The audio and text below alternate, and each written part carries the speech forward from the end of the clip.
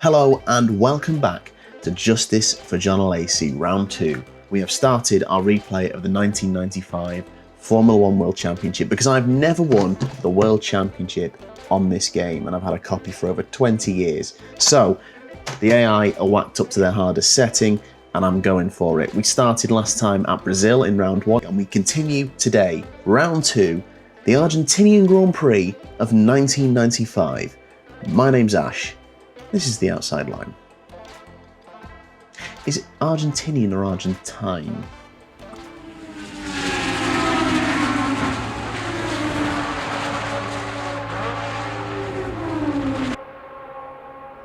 So let's have a look at the championship situation to begin with. So Damon Hill took pole, led the race, I think pretty much from lights to flag. Big contrast from his real life 1995 start. He leads the championship. Schumacher slipped from second to finish behind his teammate.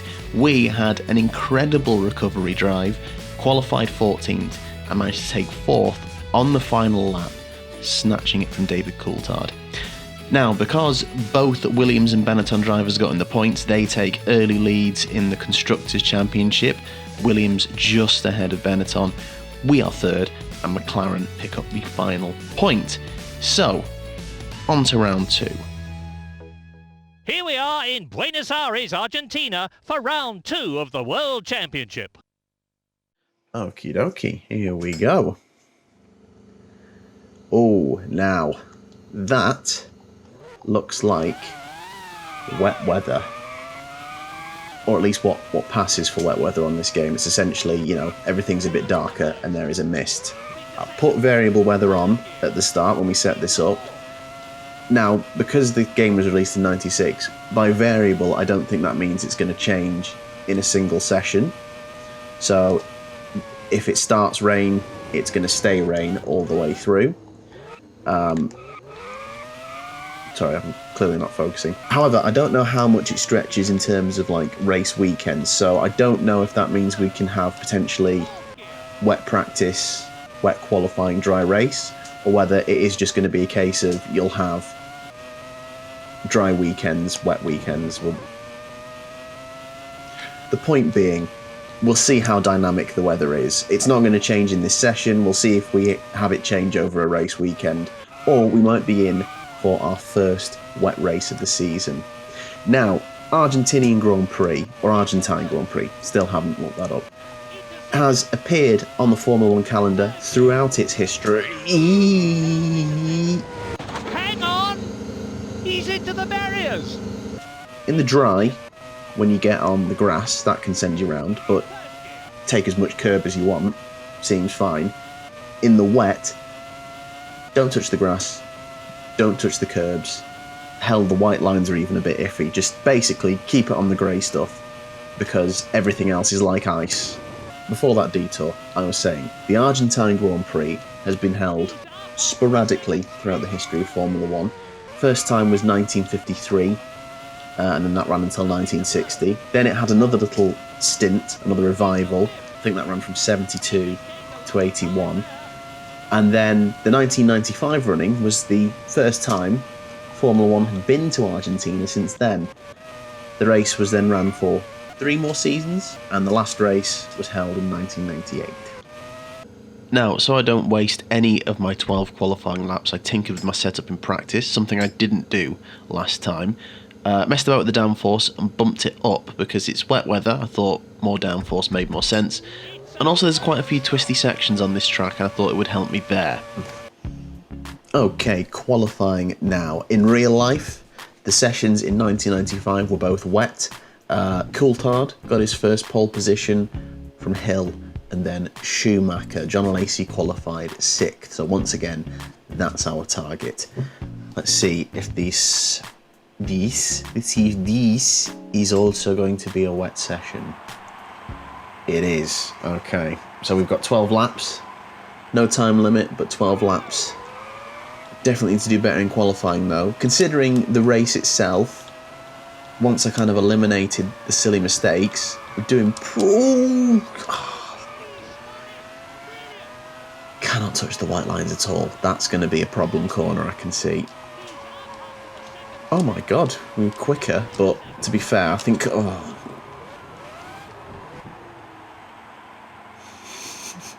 What I was about to say anyway is, I think usually the times get quicker throughout the session, or at least there's 1 or 2 improvements, so I don't think that will be the pole time. I don't think we were actually 4/10 up. Oh, well, Taki Inoue's just got pole, so there's definitely going to be an improvement.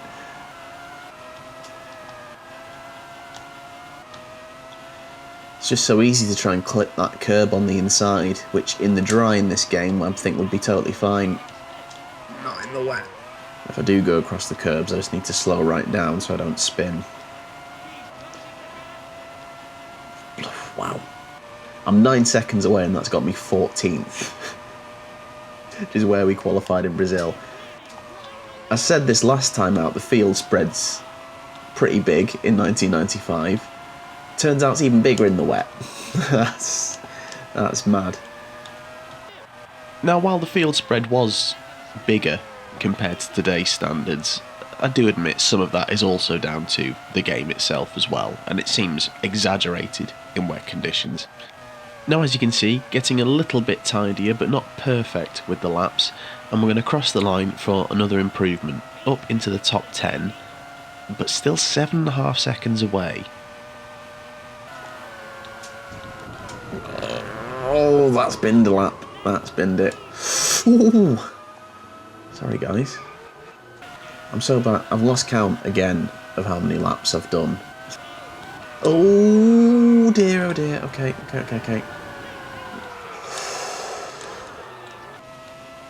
I find it hard enough to pick braking points on this game as it is. But now, it's kind of foggy on a track I don't know. Oh, too much.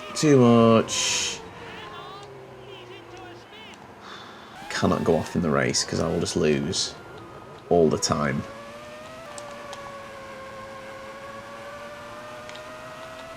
My thumbs hurt already.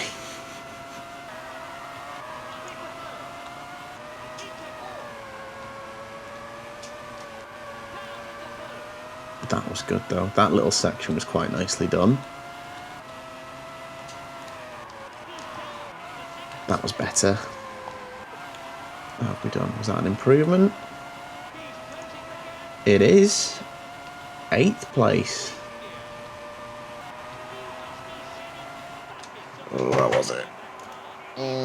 Okay, so here is the starting grid for the Argentine Grand Prix.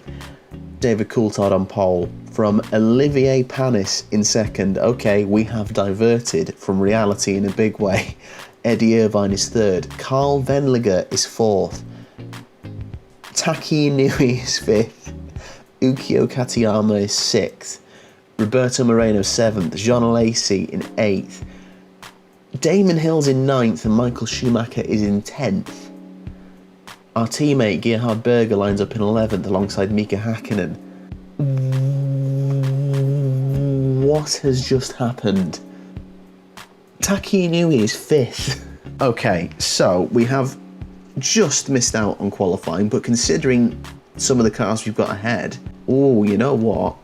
A good chance to attack and get into the points. And if I want to meet the objective for this race, I'm going to have to, because in the race, Jean Alesi finished second. He had a bit of luck, I must say. From the start, he span and essentially caused a big accident. The race was red flagged. He jumped in the spare car, and then on the restart, steered clear of everything, came home second behind Damon Hill. So second's the target. I'm not confident of the target, but we may be given a lifeline by the fact that there will be some slower cars ahead. Okay. Get ready for spray. It was a decent start from us. Oh, nearly got sideswiped, but we're up to 6th. Let's just take it nice and slow into turn 1. Let's not pick up any damage, anything stupid. Carl Venliger's ahead. We're going to get round Venliger. We're going to get round, I assume, Taki Inoue.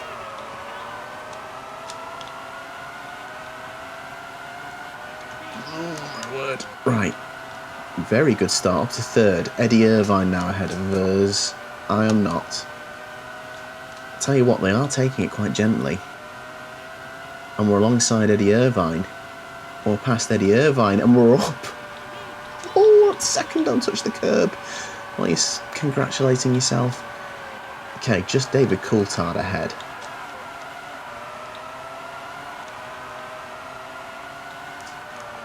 Oh my word, what's going on?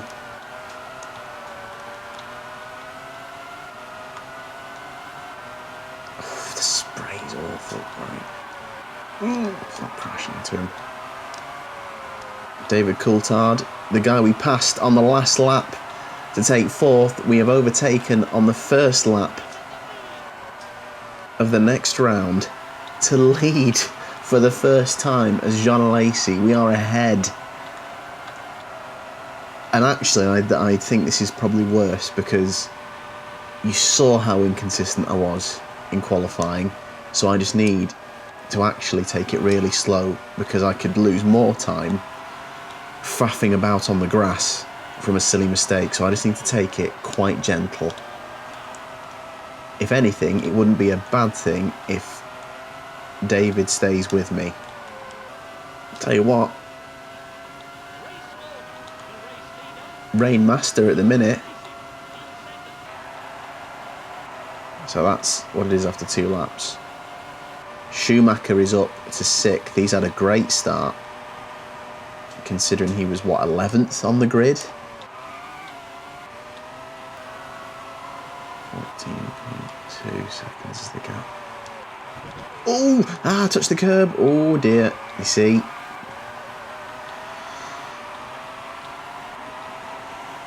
Getting too comfortable could be a problem. We're okay. Schumacher is charging through though. Panis has dropped to 6th. Schumacher is up to 5th. Coulthard is at least... He's kind of out on his own now, ahead of Irvine.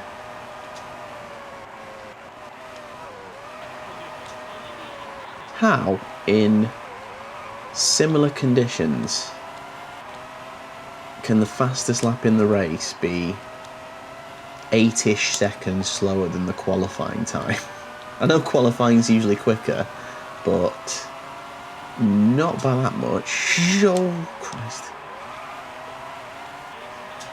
Oh my god, no, come on. Ooh. Schumacher's charging through. In fact, he's right up behind Irvine. Schumacher is surely going to get into 3rd. And then it's going to be for him to hunt down Coulthard. Hill, still nowhere to be seen. The current championship leader.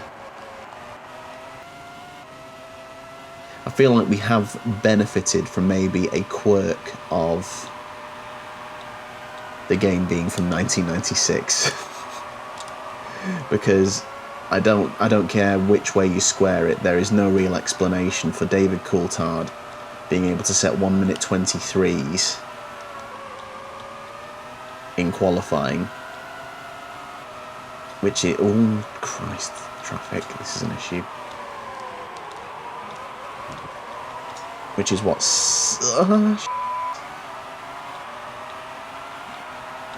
Sorry, I'll come back to that thought. Bear with me. Oh! Minardi. As I mentioned last time, there's no rules and flags on this game, and the one you definitely feel on occasion is the lack of blue flags. Oh, right, just move past the Simtech there. Now, as I was saying, I think we've just benefited here a little bit from the game being old, because there is no way you can justify, in similar conditions, Coulthard going from setting 123s to being slower than our qualifying time of like 131s. Just doesn't make sense at all that they would be that much slower on race day. I'm all for the fact that they'll, you know, take it easy so they don't make mistakes like I have been doing, but there's cautious and there's cautious. This is insane. The positives are, we are not at least going to make Alesi's win record worse. We are going to make sure he comes out of this season with the one win that he gets. But hopefully there's a few more to follow on the way. Oh, 44. Oh my god. Sorry, I think that was probably more me than him. I'm just trying to... I predict them just doing some weird moves, and they don't do them, so I kind of almost dodge something that doesn't need to be dodged. Here we go. So yeah, Coulthard from Schumacher. Wendlinger still in the points. Irvine's dropping back. Hill, though, the championship leader, it has at least clawed himself into the points as well. If he gets himself up to 4th, we will be level on points with the exact same results, so I'll have to keep an eye on that. For now, the issue for me is traffic.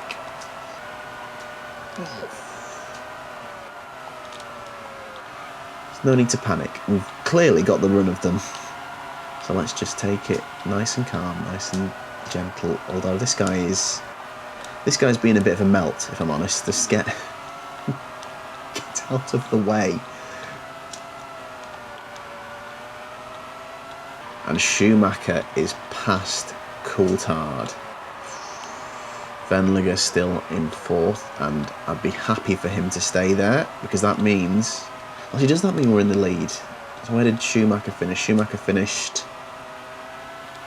Now, as I'm doing mental maths to work out where I'm going to end up in the championship, unbeknownst to me, my camera is about to hit its record limit and cut out just as I cross the line, missing my victory. Typical. Now, thinking about the sudden change in pace, the only rational explanation I can think of is because I've upped my downforce, it slows my 1-lap pace down, but maybe ups my race pace. Other than that, all I can think of it just being the game. It's 1996, it just do be like that sometimes. But let's not undermine the glorious moment that is Jean Alesi picking up his first career win on our alternate reality.